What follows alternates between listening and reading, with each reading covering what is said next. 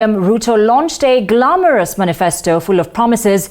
Economic analysts have poked holes on the strategy, saying despite the numbers looking good, that can only be achieved if the country deals with corruption. Elizabeth Mutuku dissects through the Kenya Kwanza manifesto. Forums, the hustlers. We have Shosho, Elizabeth and Saruni.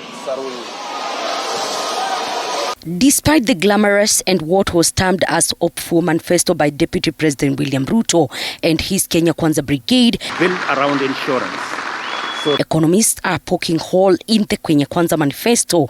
Deputy President William Ruto pointed 5 key pillars, which include agriculture, housing, health sector, SMEs, and digital expressway as his government's plan to economic recovery once he ascends to power.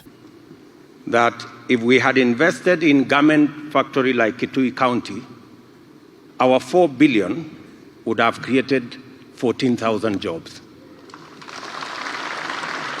So the policy choices we need to make is not necessarily how much money we have, it is the policy choices we make.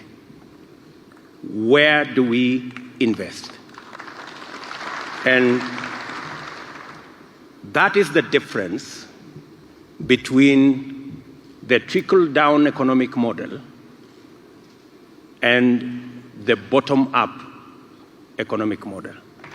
It's as simple as that. Economic analysts opine the numbers by Deputy President William Ruto look good on book but need hard work and political goodwill, as well as policies which will see the implementation of the manifesto.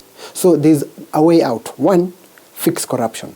Bring to book every single person who's actually held accountable. 2, reduce taxes on key issues. Fuel, because the landing price for a litre is around 56, 57 shillings.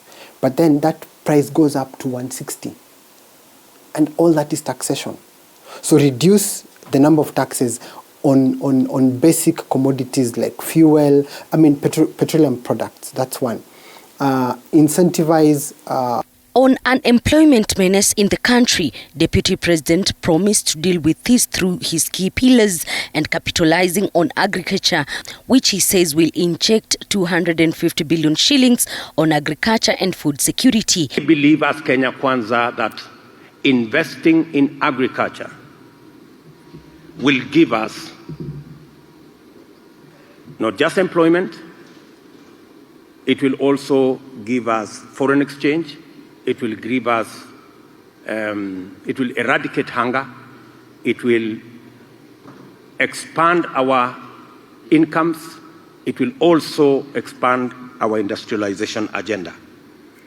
Further, DP Ruto promised to inject more funds on digital economy and more free Wi-Fi plan, which will enable young people to venture into the digital business world. Though economic analyst Steve Biko says young people need enabling environment and less taxation. It's going to be very difficult because I don't think China will agree to renegotiate their debt. I don't think World Bank and IMF will agree to do the same. I don't think Paris Club will do the same. In fact, right now, we are seeing World Bank and IMF pushing Parliament and government to actually increase more taxes. To keep up with the bottom-up economic model, Ruto says will create Hustlers Fund, which according to Biko, first we need to deal with corruption and the debt matter, which is almost getting out of hand.